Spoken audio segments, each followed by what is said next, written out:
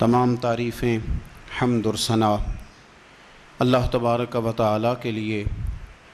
درود و سلام نبی اکرم نور مجسم شفیع معظم احمد مجتبیٰ جناب حضرت محمد مصطفیٰ صلی اللہ تعالی علیہ وسلم کی ذات والا صفات کے لیے حمد و صلات کے بعد اللہ کریم نے قرآن مجید میں ارشاد فرمایا ہے کہ لقد خلقنا الانسان فی احسن تقویم، فرمایا بے شک ہم نے انسان کو بہترین ساخت پر پیدا فرمایا۔ سادہ ترجمہ کر لیں کہ ہم نے انسان کو بڑا ہی خوبصورت بنایا ہے۔ ہم زمانے میں جب نکلتے ہیں تو بڑی جگہیں ہمیں خوبصورت لگتی ہیں، بڑے بڑے نظارے دیکھنے کو ملتے ہیں۔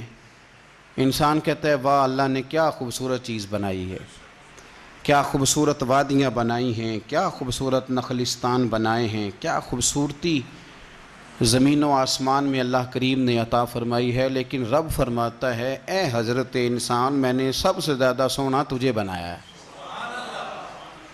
تیرے نقش و نگار، تیرا حسن و جمال یہ سب سے زیادہ خوبصورت ہے۔ میرے بھائیوں، اللہ تبارک و تعالی نے جسمانی ساخت ساری، یہ جو انسان کا جسمانی ڈھانچہ ہے، یہ سارے کا سارا رب کریم نے بڑا حسین بنایا ہے اور ہمارے ذمہ نہیں لگایا۔ اللہ نے خود ہی بڑا سونا سجایا ہے اسے اور سنوارا ہے۔ لیکن جو ہمارا باطنی معاملہ تھا، ہمارے اخلاقیات،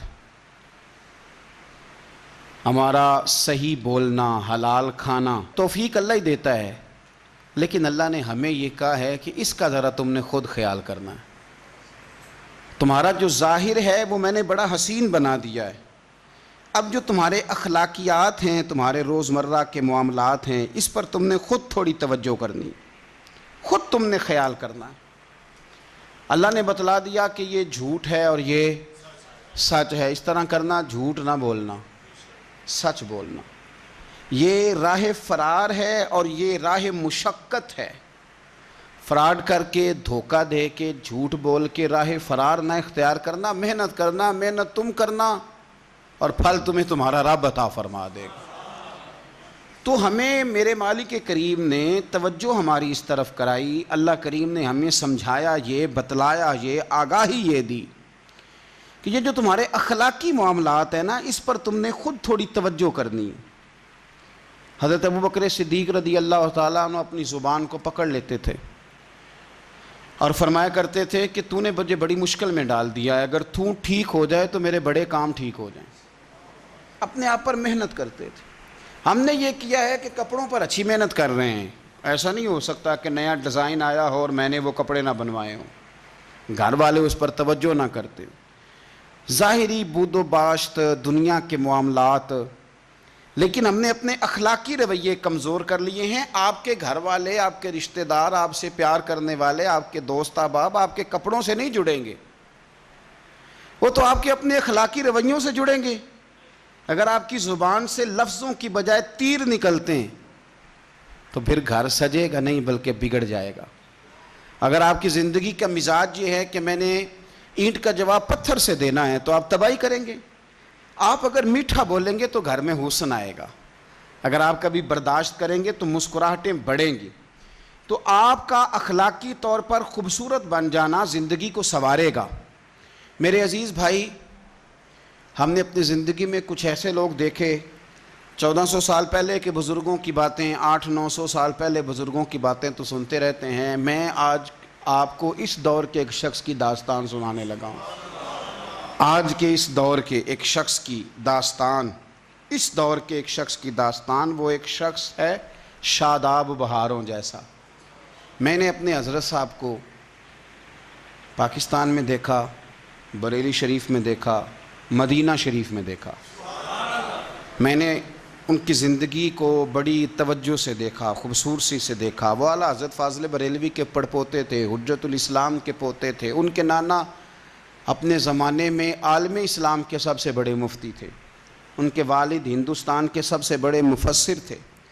لیکن انہوں نے اپنی زندگی، ایک ہوتا ہے انسان عالم بہت بڑا ہے، وہ ازہر یونیورسٹی کے خود فارغ تھے، وہ بہت بڑی سندیں رکھتے تھے، لیکن اس کے ساتھ ساتھ جو اخلاقیات تھیں، جو کردار تھا، جو عمل تھا، سب سے پہلی بات یہ ہوتی ہے کہ انسان کا عقیدہ کس طرح کا ہے، وہ یقین کے معاملے میں ڈگمگایا ہوا ہے یا کہیں کھڑا ہونا بھی اسے آتا ہے۔ کچے پکے لوگ بھی بڑے ملتے ہیں نا زندگی میں۔ میاں صاحب نے مشورہ دیا ہے، درویش بندے تھے لیکن کئی دفعہ بڑے صائب مشورے دیتے تھے، کہتے تھے مرشد دے دروازے اتے محکم لائیے چوکاں۔ محکم کا معنی پکیاں، مرشد دے دروازے اتے محکم لائیے چوکاں تے ایویں نویں نویں نہ یار بنائیے۔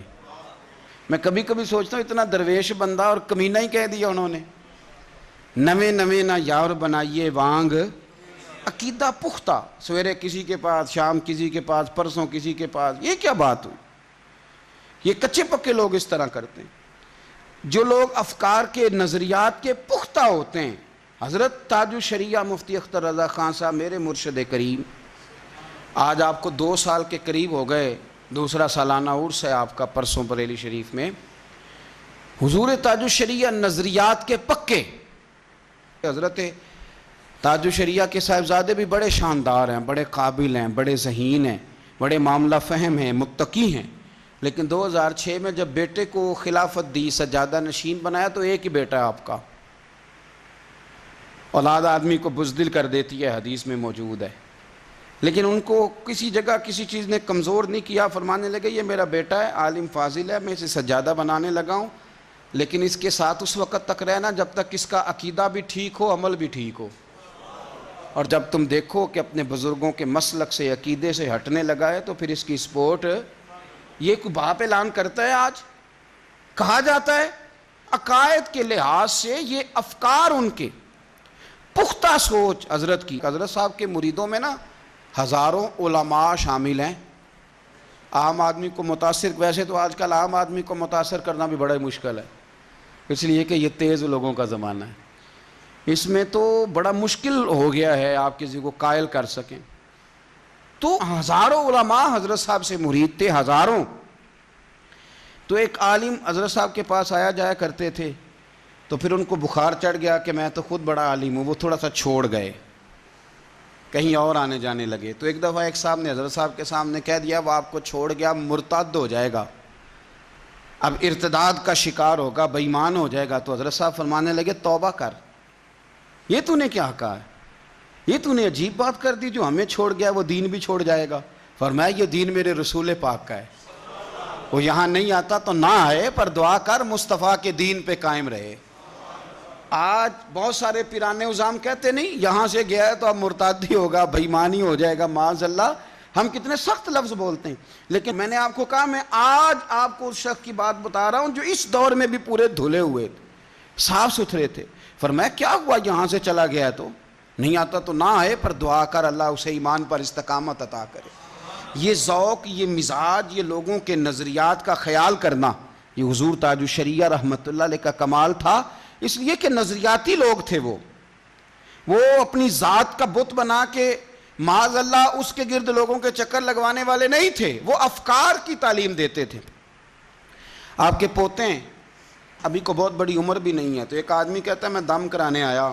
دم کرانے کیا لائے؟ شہد اور کلونجی۔ تو صاحبزادہ صاحب کہنے لگے یہ ویسے جا کے کھلاؤ، دم کی ضرورت نہیں۔ انہوں نے کہا شاید پوتا نخرے کر رہا ہے، حضرت صاحب کے پاس نہیں لے جانا چاہتا۔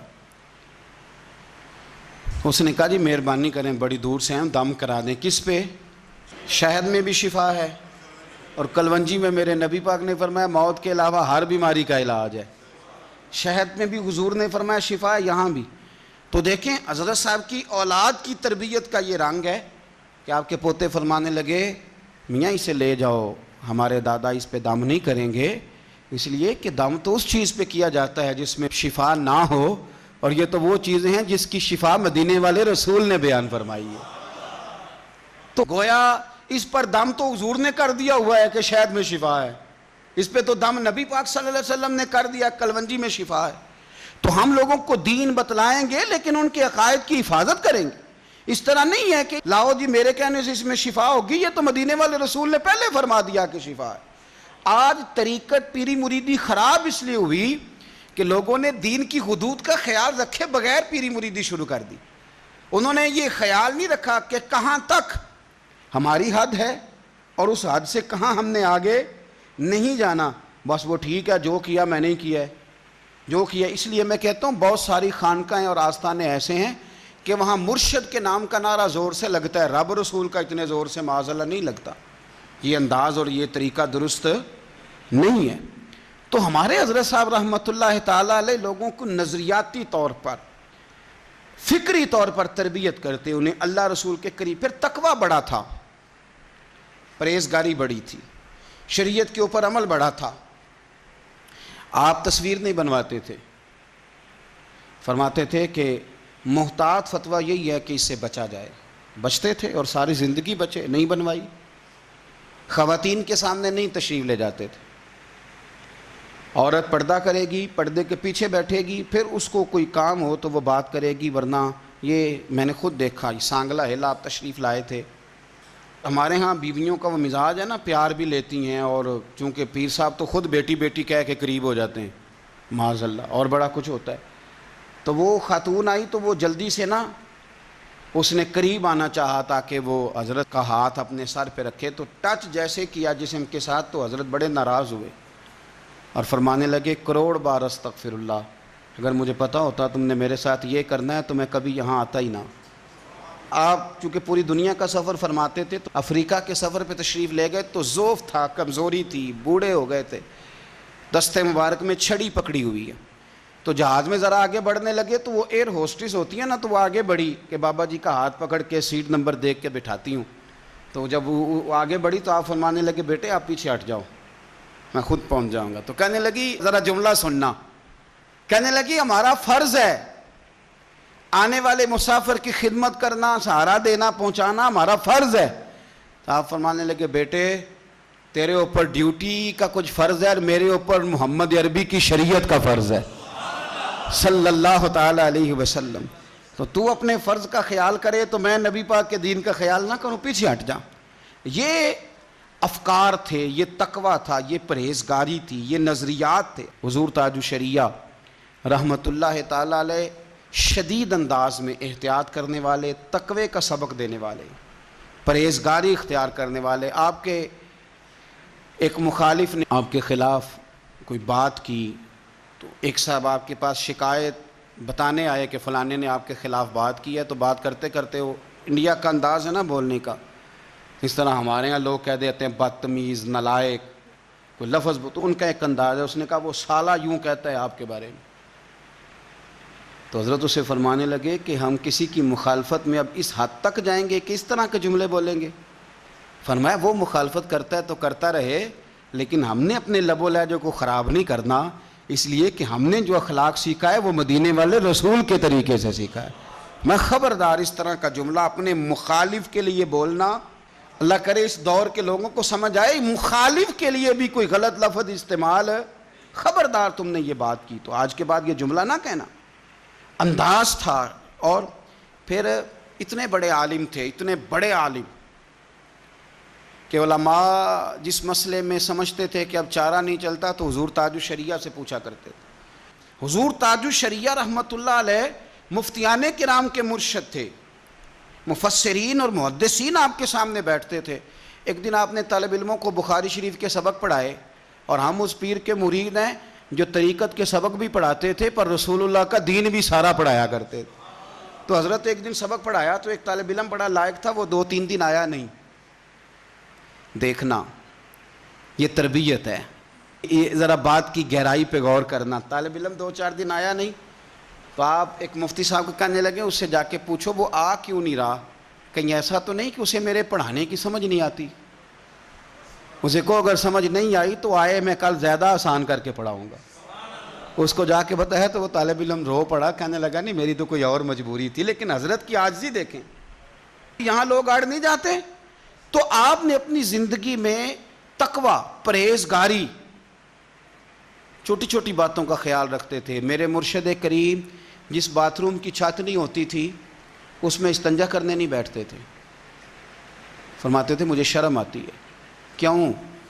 اس لیے کہ سیدہ عائشہ صدیقہ رضی اللہ تعالیٰ عنہ فرمایا کرتی تھی نبی پاک صلی اللہ علیہ وسلم عرب کی کواری لڑکیوں سے زیادہ شرم و حیا والے. حضرت تاج الشریعہ ہمارے مرشد کریم کا یہ طریقہ تھا کہ چھت نہیں ہے نا اگر باتھ روم کی تو اس میں بیٹھتے نہیں تھے. فرماتے تھے کہ مجھے شرم آتی ہے کوئی اوپر چھت پہ چڑھ جائے کسی اور مکان کی تو اس کی نظر نہ پڑ جائے. ایک دفعہ بڑی مجبوری ہو گئی تو آپ کی گاڑی میں چھتری موجود تھی. فرمایا وہ چھتری لے کے آؤ. آج کل تو جوان لوگ اور مرد کئی دفعہ سمجھتے ہیں ہمیں تو شرم و حیا کی ضرورت ہی نہیں, ہم تو جیسے مرضی گھومے پھریں, ماؤں بہنوں کے بیچ میں جیسے مرضی کرتے اتار کے لیٹتے پھریں. حضور تاج الشریعہ رحمۃ اللہ علیہ آپ کا یہ طریقہ مبارکہ کہ چھتری منگوائی, اس کو اپنے اوپر لیا, پھر آپ تشریف فرما ہوئے. آپ کا یہ مزاج تھا, اس ترتیب کے ساتھ لب و لہجہ آپ نے بنایا تھا. اور پھر سب سے بڑی بات یہ تھی کہ غریب سے پیار. آپ کے جو مدرسے کے طالب علم غریب تھے ان کے باقاعدہ وظائف مقرر فرمائے تھے. اور آپ نے بخاری شریف گھر میں پڑھانی شروع کی تو 9 کلومیٹر سے طالب علموں کو آنا پڑتا تھا. تو ایک دن فرمانے لگے بھی ان کو آنے جانے کا کرایہ بھی دیا کرو. آج آپ یقین کریں 25 لاکھ طالب علم ہے دینی مدرسوں کے اندر پاکستان میں. تو آخر ان کا بھی تو نظام چل رہا ہے نا کسی نہ کسی طریقے سے. کس کس انداز میں پریشانیاں ہیں, لیکن عوام سے لے کر حکومتیں سب کا سوچتی ہیں لیکن ان چیزوں پر توجہ نہیں دیتی. حضرت نے فرمایا کہ یہ دین کا طالب علم ہے اور نبی پاک کے پیارے ہیں صلی اللہ تعالی علیہ وسلم, تو ان کو باقاعدہ وظائف ملے. میں تو آج ذکر ہی ان لوگوں کا کر رہا ہوں جن کا مرشد میرا شوباز الہی تجار علیہ سنگ حبیباں تقدیر اللہ دی نے کھچیاں ڈوراں ان مل سی نال نصیباں. اور مرشد ہماری ذات پر بوجھ پڑ گئے اور مرشد ہماری ذات پلندوں میں دب گئی اور مرشد ہمارے واسطے تو ایک شخص تھا اور مرشد وہ ایک شخص بھی تقدیر لے اڑی, وہ ایک شخص بھی تقدیر لے. تو بڑی گہری بات ہے, میرا تو بس چلے تو میں کئی گھنٹوں بیان کر سکتا ہوں حضرت پہ, اس لیے کہ یہ وہ والی تقریر نہیں جو میں نے کتابوں سے کرنی ہے, یہ تو میں نے آنکھوں سے تلاوت کی ہے اور دل میں میں نے تحریر بنائی ہے. حضرت ابو ہریرہ رضی اللہ تعالیٰ عنہ فرماتے ہیں کہ جب مجھے شدید بھوک لگتی تھی نا تو میں جا کے حضرت ابو بکر صدیق سے مسئلہ پوچھ لیتا تھا. میں کہتا حضور ایک مسئلہ پوچھنا ہے, تو جناب صدیق اکبر فرماتے تھے مسئلہ بعد میں بتائیں گے, آپ پہلے روٹی کھلاؤں. اس لیے کہ نبی پاک صلی اللہ علیہ وسلم نے فرمایا بہترین مسلمان وہ ہے جو سلام زیادہ لے اور کھانا زیادہ کھلائے. پہلے روٹی کھلاتے ہیں پھر مسئلہ. کہتے ہیں یہی حال حضرت عمر فاروق کا تھا, بھوک لگتی تو میں جا کے کوئی مسئلہ پوچھ لیتا. پھر نبی کریم کی ذات تو پھر سخیوں کی امام تھی نا, حضور کو تو کہنا ہی نہیں پڑتا تھا, حضور تو چہرہ دیکھ کے بتا دیتے تھے بھوک لگی ہوئی ہے, کہنا ہی نہیں پڑتا تھا. تو ایک شخص نا حضور تاج الشریعہ میرے مرشد کریم کی بارگاہ میں حاضر ہوا, نوجوان. کچھ ضروری تو نہیں کہ جو آدمی غریب ہو وہ سارا کچھ کھول کے ہی بتائے تو تب بھی پتہ چلتا ہے, آپ ضروری تو نہیں. اور ہم حساب ہی بڑا لیتے ہیں لوگوں سے, بڑا حساب کرتے ہیں, پتہ کرتے ہیں کہ یہ حقدار ہے کہ نہیں, مستحق ہے کہ نہیں. حضور تاج الشریعہ کی خدمت میں حاضر ہوا نوجوان, تو کہنے لگا حضور دعا کرنا کل میرا آپریشن ہے. فرمانے لگے تو بیٹھ میں آیا, اندر گئے اور اتنے سارے پیسے مٹھی میں پکڑ کے لائے اور اس غریب کو تھمائے. کہنے لگا حضور میں تو دعا کے لیے آیا تھا. فرمایا وہ بھی میں کروں گا پر آپریشن تو پیسوں سے ہوتا ہے نا, یہ پیسے بھی لے کے جاؤ, ڈاکٹر پیسے لیتا ہے, دوا پیسوں کی آتی ہے. کوئی ضروری ہے کہ آپ کو سارا مدعا کھول کے بیان کیا جائے, آپ کو ہر چیز کھول کے بتائی جائے. یہ لاک ڈاؤن جب بڑا سخت تھا تو ان دنوں میں نے کہا تھا کیوں کہتے ہو کہ فلانا لسٹیں بنائے, اگر آپ لوگوں کو پتہ ہے کہ ہمارے ارد گرد غریب لوگ ہیں تو آپ خود لسٹیں کیوں نہیں بناتے؟ آپ کو نہیں پتا آپ کے بہن بھائیوں کی آمدن کتنی ہے, آپ خود راشن کیوں نہیں بھیجتے؟ تو حضرت نے فرمایا یہ لے کے جا, اس لیے کہ آپریشن پیسوں سے ہوتا ہے, وہ فری نہیں ہوتا. اسی طریقے سے حضرت ایک شاگرد ہیں تو وہ کہتے ہیں ایک دن بڑا خوبصورت کرتا حضرت نے پہنا تھا, بڑا پیارا. یہ لے آتے ہیں کئی دفعہ, آپ یہ نہ سمجھا کریں کہ پیر بڑا شوقین ہے, بڑے شاندار جوڑے پہنتا ہے, یہ مل جاتے ہیں تو پہننے پڑ جاتے ہیں.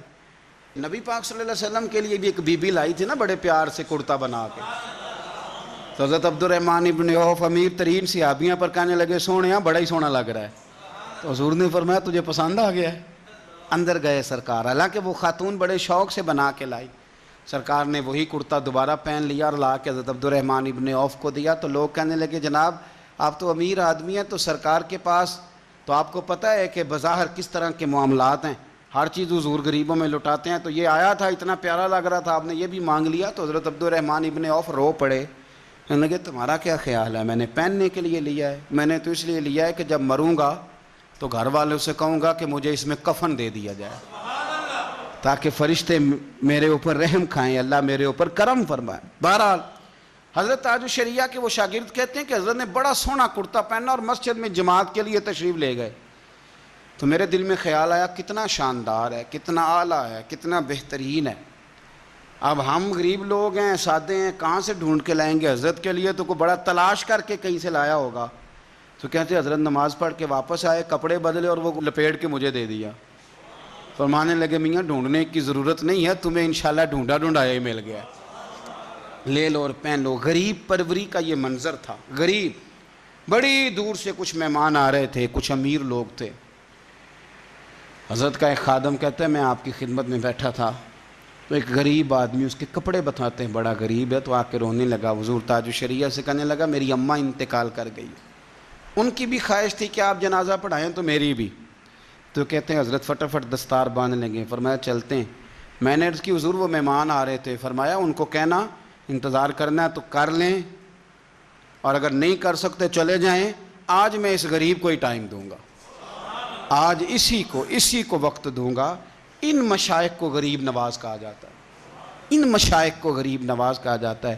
حضرت نے اپنی ساری زندگی عبادات میں, ریاضت میں, ادب میں, اتنے بڑے عالم تھے. علماء کہتے ہیں جی ہم لکھتے پڑھتے رہتے ہیں, ہمیں نہیں ٹائم ملتا, لیکن حضرت صبح قرآن پاک کی تلاوت کرتے, عصر کے بعد پابندی سے دلائل الخیرات شریف پڑھتے, درود و سلام کی پابندی کرتے, معاملات میں پابند رہتے. نبی پاک صلی اللہ علیہ وسلم سے جو آپ کی خاص محبت تھی, خاص محبت, آپ نے نعتیں لکھی ہیں, پورا دیوان ہے آپ کی نعتوں کا, سفینہ بخشش. گلا بانی عطا کر دیں, بھری جنت ہبا کر دیں, نبی مختار کل ہیں جس کو جو چاہے عطا کر دیں. حضرت نے نعتیں لکھی, کلام کہا. ہمارے بزرگوں نے لکھا ہے کہ جب اللہ کا ذکر کرو, درود شریف پڑھو, اگر تم لیٹے ہوئے ہو تو ٹانگیں سمیٹ لیا کرو. آپ کے خدام فرماتے ہیں کہ ایک ٹیلی فون آیا, تو حضرت صاحب نے نا فون سننا شروع کیا, تو ٹانگیں جلدی سے سمیٹ لی, بڑی دیر تک سمیٹے رہے. تو ٹانگیں آپ نے تھوڑی دیر کے بعد دراز کر لیں. جب فون بند ہو گیا تو عرض کی حضور آپ تو ذکر کے وقت ٹانگیں سمیٹتے ہیں, درود و سلام کے وقت, تو یہ آپ نے کیا کیا, ٹانگیں سمیٹ لیں فون سنتے وقت. اور جب تک آپ فون پہ لگے رہے, یوں لگا جیسے بڑے محتاط ہو کہ کوئی بندہ ذکر کر رہا ہو, درود شریف پڑھ رہا ہو. تو حضرت صاحب فرمانے لگے یہ معمولی فون نہیں تھا, یہ ایک سید زادے کا فون تھا.